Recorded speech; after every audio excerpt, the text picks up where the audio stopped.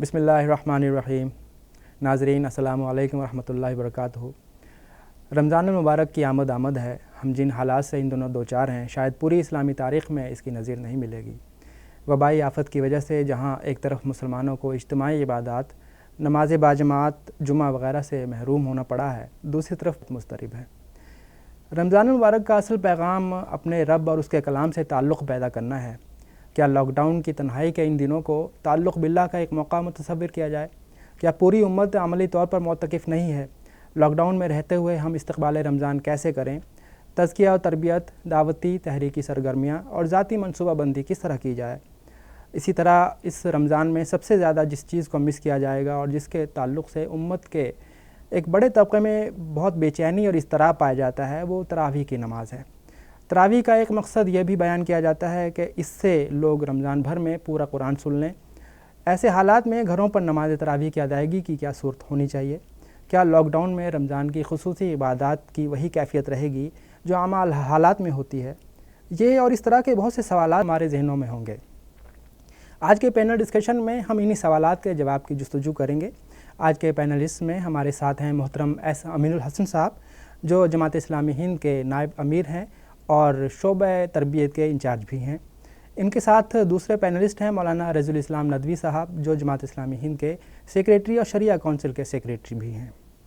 تو آئیے سب سے پہلے مولانا رضی الاسلام ندوی صاحب کے اور ان سے ہم اس لاک ڈاؤن میں رمضان المبارک میں مختلف فقہی امور کے تعلق سے سوال پوچھتے ہیں۔ تو مولانا، میرا پہلا سوال یہ ہے کہ رمضان المبارک میں مسجد سے مسلمانوں کی وابستگی بڑھ جاتی ہے۔ لاک ڈاؤن کے نتیجے میں مساجد میں نماز نہ ادا کر پانے پر انہیں محرومی کا احساس ہوگا۔ اس احساس سے انہیں کیسے نکالا جائے؟ بسم اللہ الرحمن الرحیم۔ تو یہ بات تو صحیح ہے کہ رمضان المبارک میں خاص روحانی ماحول بن جاتا ہے، عبادات کا، مساجد کے آباد رہنے کا، اس میں پنج وقتہ باجماعت نمازوں کا۔ چنانچہ یہ مشاہدے میں رہتا ہے کہ رمضان المبارک میں مساجد کھچاکھچ بھری ہوتی ہیں، اور وہ لوگ بھی جن کو کہ پورے سال مسجد میں آنے کا موقع نہیں ملتا ہے، توفیق نہیں ملتی ہے، وہ لوگ بھی بہت پابندی سے مساجد میں حاضری دیتے ہیں رمضان کے موقع پر۔ چنانچہ اسی کو حدیث میں تعبیر اس انداز سے کیا گیا ہے کہ جب رمضان آتا ہے تو جنت کے دروازے کھول دیے جاتے ہیں اور جہنم کے دروازے بند کر دیے جاتے ہیں اور شیاطین کو قید کر دیا جاتا ہے۔ تو لاک ڈاؤن کے نتیجے میں یہ بات تو صحیح ہے کہ عام مسلمانوں کو محرومی کا احساس ہوگا، اس لیے کہ وہ مساجد میں جماعت کے لیے نہیں آ پائیں گے۔ لیکن لاک ڈاؤن کی پابندی بھی کرنی ضروری ہے، اس لیے کہ یہ کرونا وائرس کا جو وہ مرض ہے وہ بہت خطرناک ہے، لوگوں کے ملنے جلنے سے، اختلاط سے پھیلتا ہے۔ اسی لیے یہ ہدایت کی گئی ہے کہ اس عرصے میں مسلمان مساجد میں عبادت کو محدود کر دیا جائے اور تمام لوگ اپنے گھروں میں عبادت کریں۔ تو یہ بات پیش نظر رہنی چاہیے کہ رمضان میں عبادتیں اصلاً انفرادی ہوتی ہیں۔ انسان کے تربیت اور تزکیے کا معاملہ انفرادی ہوتا ہے، وہ زیادہ سے زیادہ عبادات کرے، نمازیں پڑھے، نوافل پڑھے، قرآن کی تلاوت کرے، ذکر و اذکار کرے، توبہ و استغفار کرے، اللہ تعالیٰ سے دعا کرے۔ یہ ساری چیزیں اصلاً انفرادی ہوتی ہیں۔ تو ان چیزوں کا اہتمام گھروں میں پابندی سے کیا جائے تو بڑی حد تک یہ جو رمضان کی برکتوں سے، سعادتوں سے جو محرومی کا احساس مسجد سے دور رہنے کے نتیجے میں ہوگا، اس کو بہت حد تک کم کیا جا سکتا ہے۔ مولانا، رمضان میں افطار پارٹیوں کا رواج رہا ہے۔ مساجد میں افطار کا اجتماعی نظم بھی کیا جاتا ہے جس میں محلے اور اطراف کے غریب لوگ شریک ہوتے ہیں۔ اس مرتبہ لاک ڈاؤن میں کیا کیا جائے جبکہ مساجد بھی بند ہیں اور ہر طرف اجتماعی نظم کا کوئی انتظام نہیں ہوگا؟ یہ بات صحیح ہے کہ رمضان کے بہت سے معمولات اجتماعی ہوتے ہیں، جیسا کہ آپ نے بتایا کہ خود افطار کا انتظام جو ہے وہ بڑے پیمانے پر کیا جاتا رہا ہے۔ چنانچہ مساجد میں افطار کا انتظام عام طور سے کیا جاتا رہا ہے، جن میں کہ پاس پڑوس کے غریب لوگ، مسافر لوگ، یا عام طور سے رمضان میں جو لوگ کی چندہ حاصل کرنے کے لیے آیا کرتے تھے وہ لوگ، اور مختلف لوگ بغیر کسی پابندی کے مسجد میں وہ حاضری دیتے تھے اور وہاں پر افطار کا انتظام کیا جاتا تھا۔ ظاہر ہے کہ اس موقع پر یہ سوشل ڈسٹینسنگ کو چونکہ فالو کرنا ہے اور مساجد میں زیادہ لوگوں کے جمع ہونے سے منع کیا گیا ہے، اس وجہ سے معمول کے مطابق افطار پارٹیوں کا انتظام مساجد میں افطار کا انتظام نہیں کیا جا سکتا، لیکن اس کی تلافی کسی حد تک کی جا سکتی ہے۔ حدیث میں رمضان کو شہر المواسات کہا گیا ہے۔ رمضان ہمدردی کا مہینہ ہے، غمخواری کا مہینہ ہے، دوسرے تمام ضرورت مندوں کی ضرورت پوری کرنے کا مہینہ ہے۔ بڑی فضیلتیں آئی ہیں حدیث میں، جس شخص نے کسی روزے دار کو افطار کرا دیا اس کو اسی کے مثل ثواب ملے گا۔ تو یہ کام اگر کوئی مسلمان چاہے تو کسی حد تک اس پر عمل کر سکتا ہے۔ وہ یہ جاننے کی کوشش کرے کہ اس کے محلے میں، اس کے اطراف میں، اس کے جاننے والوں میں کون لوگ ضرورت مند ہیں، کن لوگوں کے ہاں کھانے پینے کی شارٹیج ہے، کمی ہے، وہ معلوم کرے اور مناسب اوقات میں ان تک وہ ضروریات کی چیزیں، کھانے پینے کی چیزیں پہنچانے کی کوشش کرے تو امید ہے کہ انشاءاللہ اس کو روزے دار کو افطار کرانے ہی کا ثواب ملے گا۔ مولانا ایک سوال یہ ہے کہ تراویح رمضان کی ایک معروف عبادت ہوتی ہے، اس پر گھروں میں اس کا نظم کیسے بنایا جائے؟ اور اسی سے متعلق ایک سوال یہ بھی ہے کہ مسجدوں میں تراویح نہیں پڑھ کر گھر میں تراویح پڑھنے کی بہتر شکل کیا ہو سکتی ہے؟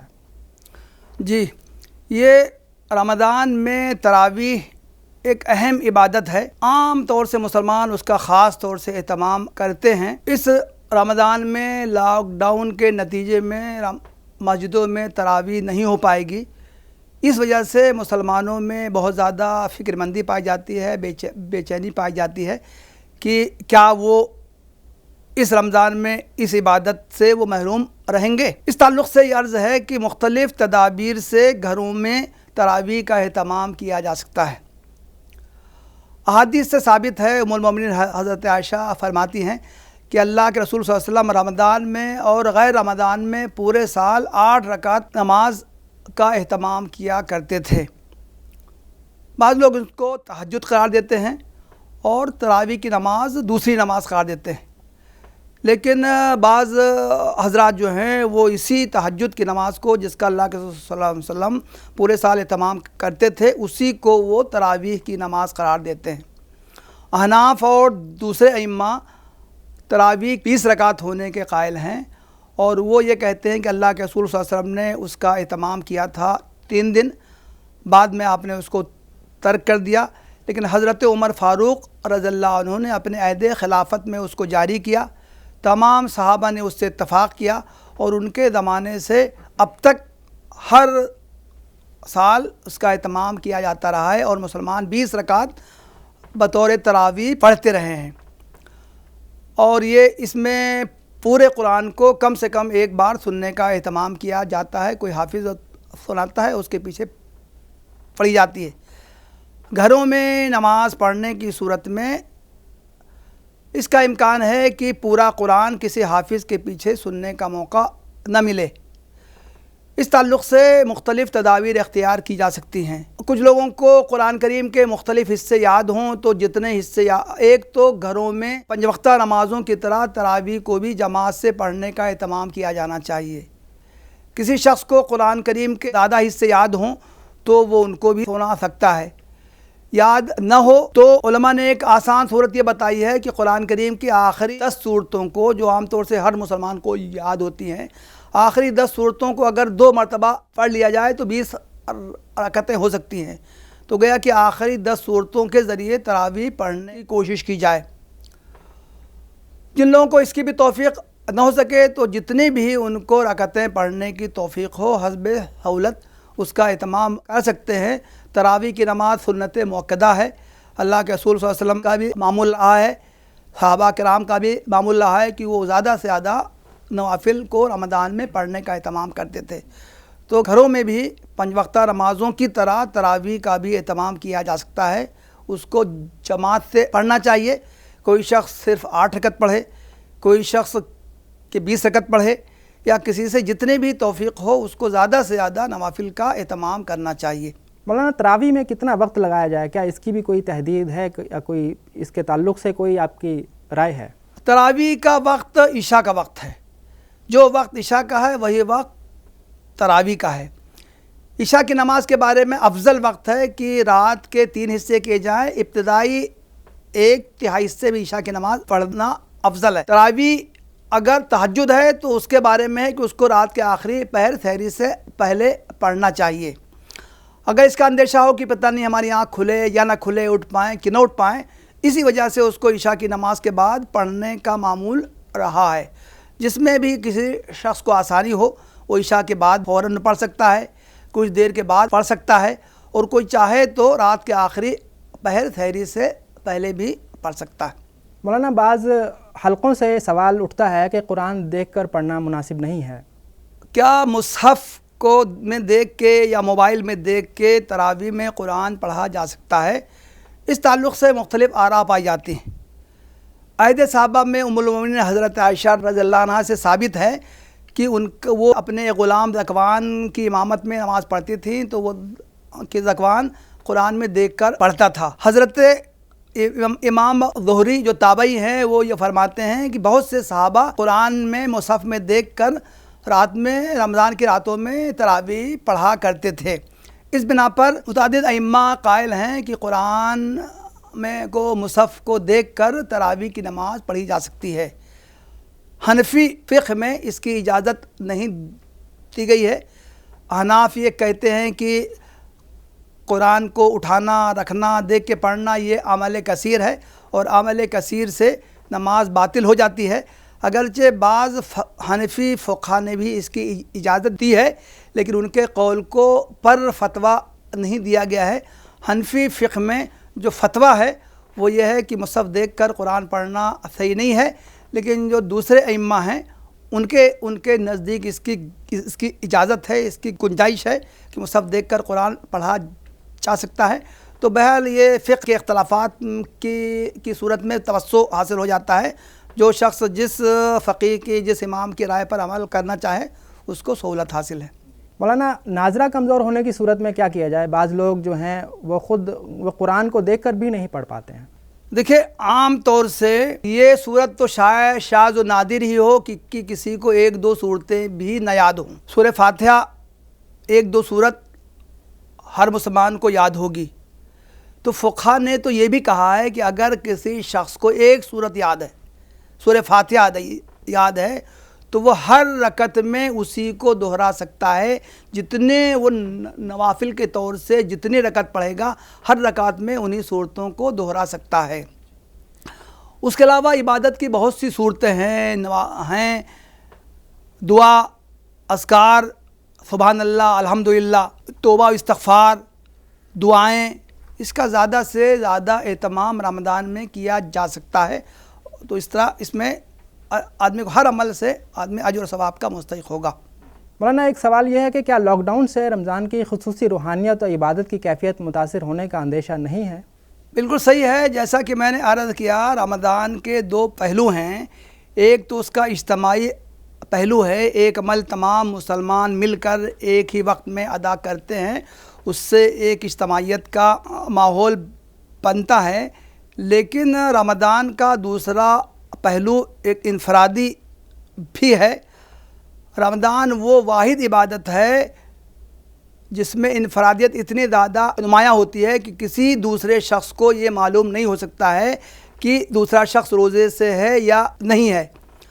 اسی وجہ سے حدیث میں کہا گیا ہے کہ اللہ تعالیٰ یہ فرماتا ہے کہ میں ہر عمل کا اجر 10 گنے سے بڑھا کے 700 گنے تک دیتا ہوں، بلکہ اس سے بھی زیادہ دیتا ہوں، سوائے روزے کے۔ إِلَّا الصَّوْمَ فَإِنَّهُ لِي وَأَنَا أَجْزِي بِهِ، کہ صرف روزہ کہ اس کا میں بے حد و حساب اجر دوں گا۔ تو گویا کہ رمضان کے روزوں کا ایک پہلو اس کا انفرادی ہے۔ ہر شخص اللہ تعالیٰ سے اپنا رشتہ، اپنا تعلق استوار کرے، اس میں وہ زیادہ سے زیادہ اللہ تعالیٰ کو یاد کرے، اس کے اوصاف کا تذکرہ کرے، اوراد و وظائف پڑھے، اذکار پڑھے، قرآن کی تلاوت کرے، توبہ وہ استغفار کرے، اللہ تعالیٰ سے دعا کرے۔ خاص طور سے رمضان کے آخری عشرے کے تعلق سے ام المومنین حضرت عائشہ ہی کے بارے میں آتا ہے کہ انہوں نے اللہ کے رسول صلی اللہ علیہ وسلم سے پوچھا کہ اگر مجھ کو معلوم ہو جائے کہ شب قدر کون سی ہے تو میں اس میں کیا کروں؟ اللہ کے رسول صلی اللہ علیہ وسلم نے فرمایا تم یہ دعا کرو، اللہم انکا عفو تحب العفو فاعف عنی، اے اللہ تعالیٰ تو بہت زیادہ معاف کرنے والا ہے، تو معاف کرنا پسند کرتا ہے، تو مجھ کو معاف کر دے۔ تو گیا کہ رمضان میں خاص طور سے ہر فرد اپنے روحانی ارتقاء کے لیے، اپنے تزکیے کے لیے، اپنے تربیت کے لیے، اللہ تعالیٰ سے قرب حاصل کرنے کے لیے کوشش کرے، تو اس میں انشاءاللہ اس کا روحانی کا تزکیہ ہوگا اور وہ اپنے آپ کو بہتر محسوس کرے گا۔ مولانا ایک آخری سوال یہ ہے کہ سحری افطار کے سلسلے میں چونکہ موجودہ حالات بالکل بدلے ہوئے ہیں، تو ان حالات میں کن باتوں کا لحاظ رکھا جانا چاہیے؟ سحری اور افطار کے تعلق سے عام حالات میں بھی اور خاص طور سے لاک ڈاؤن کے زمانے میں بھی ایک چیز کا اہتمام کرنا چاہیے۔ عام طور سے مسلمان جو ہے وہ رمضان میں خاص طور سے افطار کو بہت زیادہ وہ چٹپٹا بنانا اور کھانے پینے کا اہتمام کرنا، بہت زیادہ افطاری کا انتظام کرنا، اس میں وہ مشغول رہتے ہیں۔ چنانچہ دیکھا یہ گیا ہے کہ مسلم بازاروں میں افطار کے وقت سے پہلے گھنٹہ ڈیڑھ گھنٹہ جو خریداری کی بھیڑ رہتی ہے، بہت زیادہ لوگ خریداری میں مصروف رہتے ہیں۔ لاک ڈاؤن کے نتیجے میں اس کا بھی موقع نہیں ہوگا، تو اس سے بھی لوگوں کو خریداری سے بچنا چاہیے، اور سحری میں بھی اور افطار میں بھی بہت زیادہ کھانے پینے کی لذت حاصل کرنے کے لیے ان کو فکر نہیں کرنی چاہیے، بلکہ سادہ انداز سے، معمول کے انداز سے ان کو سحری اور افطار کا اہتمام کرنا چاہیے۔ حدیث میں کہا گیا ہے کہ اللہ تعالیٰ کو کسی کو بھوکا پیاسا نہیں ماننا ہے، اسی لیے سحری کرنے پر بھی زور دیا گیا ہے۔ اللہ کے رسول نے فرمایا کہ سحری کرو، سحری میں برکت ہے، اور اسی طرح افطار کرنے کی بھی وقت پر افطار کرنے کی تاکید کی گئی ہے۔ تو سحری اور افطار کو اللہ تعالیٰ کے احکام پر عمل کرنے کے لیے اپنے آپ کو ٹریننگ کرنے کی حیثیت سے ان دونوں اعمال کو انجام دینا چاہیے، اس میں لذت کام و دہن کی فکر نہیں کرنی چاہیے۔ تو آپ تھے مولانا رضی الاسلام ندوی صاحب، جن سے ہم نے لاک ڈاؤن میں رمضان المبارک کس طرح گزارا جائے اس سلسلے میں رہنمائی حاصل کی۔ مولانا رضی الاسلام ندوی صاحب جدید فقہی مسائل پر خوب لکھتے ہیں، اور آپ ان کے فیس بک پیج پر مزید ان کے مضامین اور آرٹیکلز پڑھ سکتے ہیں۔ تو میں محترم امین الحسن صاحب سے جاننا چاہوں گا کہ چونکہ اس سال لاک ڈاؤن ہے اور ہمارے تحریکی کارکنان اس دوران استقبال رمضان کے پروگرام منعقد کرتے ہیں، تو اس سال ہم استقبال رمضان کے پروگرام کیسے کریں؟ اللہم لک الحمد، اللہم صلی علی سیدنا محمد وعلی آل محمد وبارک وسلم۔ ناظرین السلام علیکم۔ رمضان المبارک کی آمد سے قبل ہم لوگ استقبال رمضان کے پروگرام کرنے کے عادی رہے ہیں، اور یہ سنت کے مطابق ہے۔ نبی صلی اللہ علیہ وسلم رمضان کے آنے سے پہلے صحابہ کرام کے درمیان تقریر فرماتے تھے اور بتاتے تھے کہ عنقریب ایک مہینہ آنے والا ہے، اور اس کے مہینے کی فضیلت بیان فرماتے تھے۔ اس کے نتیجے میں لوگوں کے اندر رغبت پیدا ہوتی تھی، موٹیویشن پیدا ہوتا تھا، تاکہ رمضان آنے سے پہلے مینٹلی پریپیئرڈ ہو جائیں اور رمضان بہتر طور پر گزار سکیں۔ اسی بات کو ہم فالو کرتے ہوئے استقبال رمضان کے نام سے بہت سے پروگرام کرتے تھے، لیکن میرا خیال یہ ہے کہ اب لاک ڈاؤن کی وجہ سے اس طرح کے پروگرام کرنا ممکن نہیں ہے، تو گھر کی سطح پر ہم استقبال رمضان کے پروگرام کریں۔ اس کی 2-3 باتیں میں بیان کروں گا۔ پہلی بات تو یہ ہے کہ آپ کوئی کتابچہ لے لیں، جیسے استقبال رمضان کے نام پر 2-3 کتابچے اویلیبل ہیں، یا کوئی تقریر ڈاؤن لوڈ کر لیں، یا یوٹیوب میں سے آپ سیلیکٹ کر لیں۔ گھر کے لوگوں کو بٹھا لیں، بیوی اور بچوں کو بٹھا لیں، اور ان کے درمیان بتائیں کہ ایک مہینہ آنے والا ہے، اس کی یہ اور یہ فضیلت ہے، یہ اور یہ ثواب ہے، زندگی میں یہ اور یہ پہلو وہ ہمیں تربیت کے لیے آتا ہے، تو اس سے فائدہ اٹھانا چاہیے۔ گھر کے لوگوں کو ذہنی طور پر تیار کریں، نمبر 1۔ نمبر 2، جیسے کسی گیسٹ کی آمد پر ہم گھر کو پاک صاف کرتے ہیں، ویلکم کرنے کے لیے ڈیکوریٹ کرتے ہیں، جس طرح سے کرتے ہیں، ویسے ہی رمضان المبارک کی آمد پر گھر کو پاک صاف کرنا چاہیے، تاکہ گھر کے ہر فرد کے اندر احساس ہو کہ ایک مبارک مہینہ آ رہا ہے۔ دھول دھکڑ ہو تو اسے ٹھیک کیا جائے، اور کتابیں اور پیپرز ادھر ادھر پڑے ہوں تو ان سب کو سلیقے سے کیا جائے۔ کرٹینز کو، بیڈ شیٹس کو سب دھو دھا کر رمضان کی 1 تاریخ کو لگائیں گے تو لگے گا کہ صاحب کوئی نیا مہمان آیا ہے۔ پھر اس کے بعد آپ اپنی جگہ طے کریں، کہاں نماز پڑھیں گے، کہاں عبادت کریں گے، جائے نماز کو، مصلی کو دھونا ہے، پاک صاف کرنا ہے، یعنی فزیکلی لگے کہ ایک مہمان آ رہا ہے جس کی تیاری ہو رہی ہے۔ شاید لوگوں کو یہ بات عجیب لگے، نبی صلی اللہ علیہ وسلم نے فرمایا کہ رمضان کے آنے کے 6 مہینہ پہلے سے جنت کو سجایا جاتا ہے جنتیوں کے لیے. جب جنت کو جنتیوں کے لیے سجایا جاتا ہے تو جنتیوں کو بھی چاہیے کہ جنت میں جانے والے عمل کے لیے گھر کو سجائیں, گھر کو پریپیئر کریں, تیار کریں. اور یہ مہینہ سیلیبریشن کا مہینہ ہے. ہمارے بچے عام طور پر بہت سے اور سیلیبریشنز کے عادی ہیں.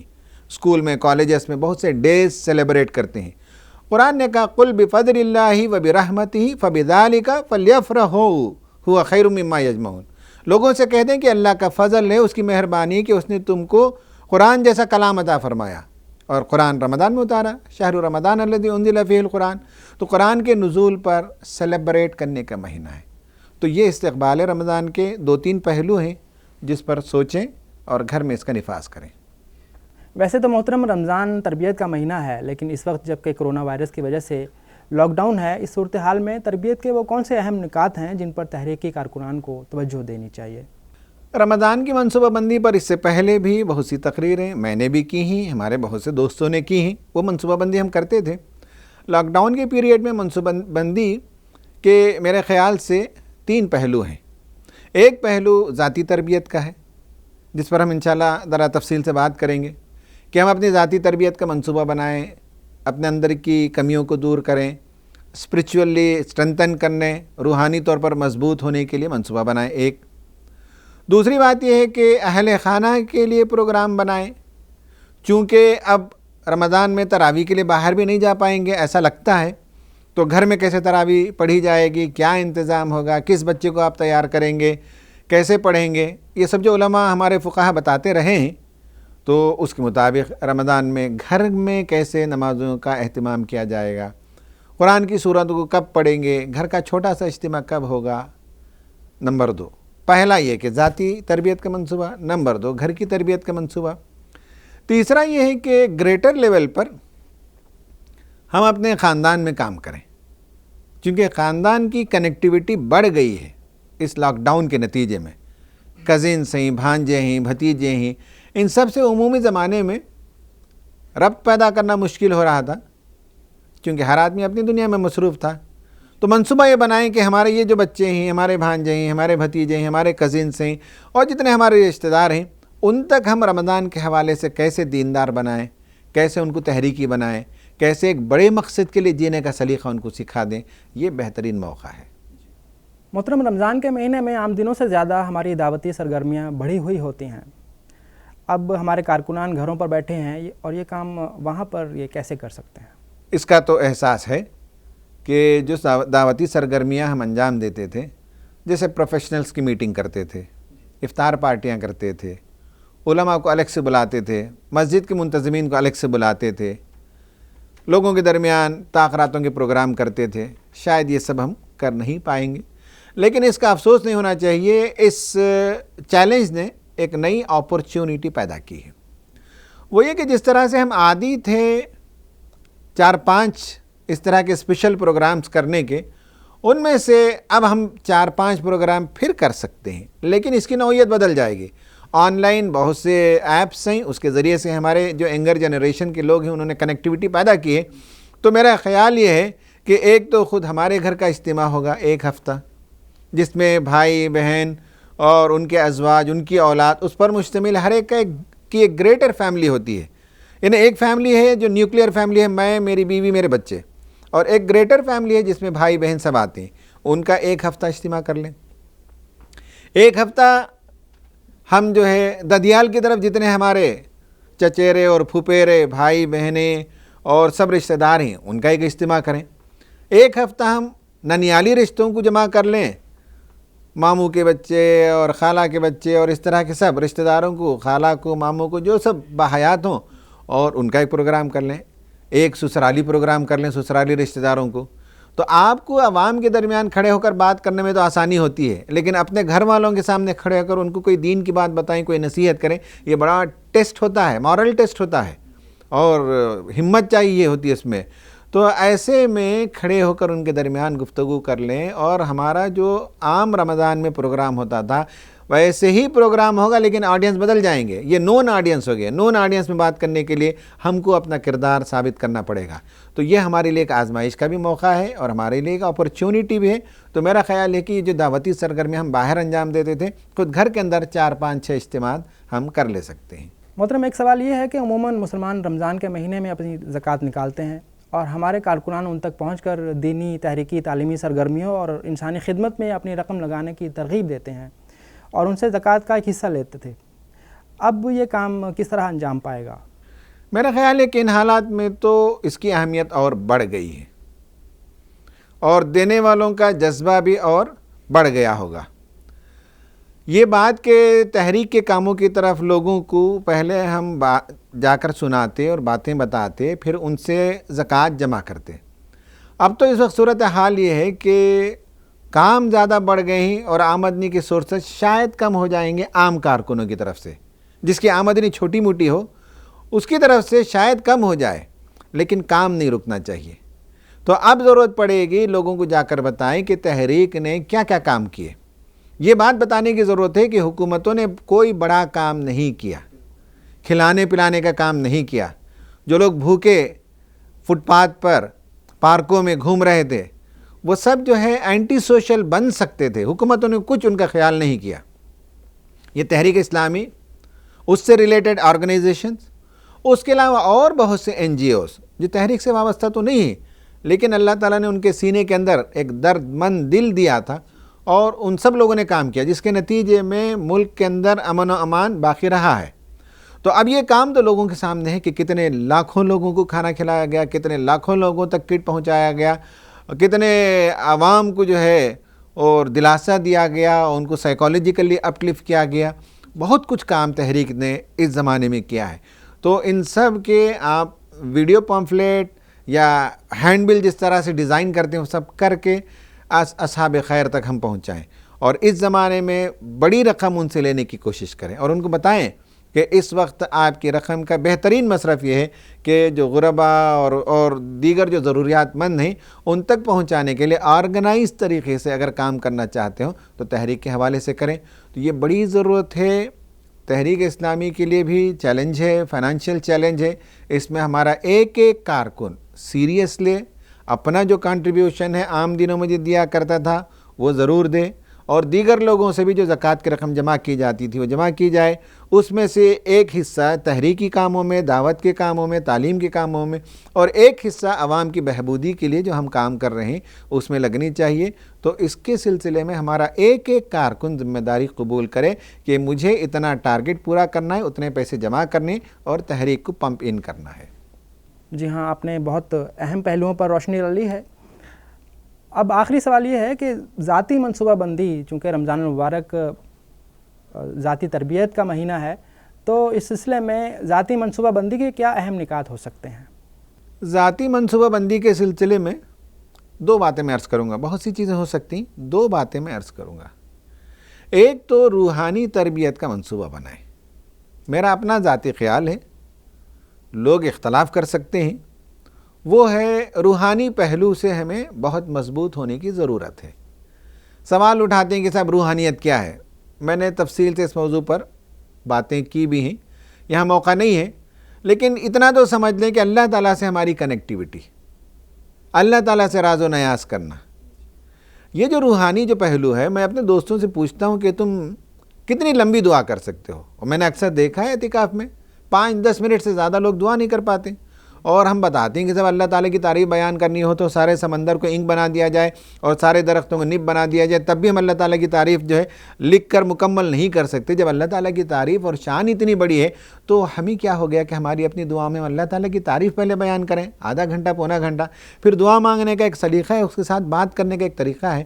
تو اس پہلو سے دعائیں کرنا اللہ تعالیٰ سے مناجات کرنا، اللہ تعالیٰ سے لو لگانا، ایک پہلو جس کو اسٹرینتھن کرنے کی ضرورت ہے۔ اسی طرح نمازوں کے سلسلے میں بھی اپنے دوستوں سے کہتے رہتا ہوں، وہ یہ ہے کہ قرآن مجید نے جو کہا کہ استعینوا بالصبر والصلاۃ، وہاں ہمارے مفسرین نے لکھا ہے کہ تحریکی لوگوں کے لیے یہ جو نماز کے ذریعے سے اللہ تعالیٰ کی مدد مانگنے کی بات ہے وہ 5 وقت کی نمازیں نہیں ہیں، وہ تو ایک عام بندہ مومن کی ذمہ داری ہے، وہ اوبلیگیٹری ہے، وہ تو کمپلسری نمازیں ہیں۔ اللہ تعالیٰ سے مدد مانگنے کے لیے جو اضافی نمازیں ہیں، جو خود انہیں فرض سے آگے بڑھ کر بندہ اپنی مرضی سے پڑھتا ہے، بہت سی نفل نمازیں ہیں، یہ سب پہلو ہمارے عام زندگی کے مشاغل میں کبھی دب جاتے ہیں۔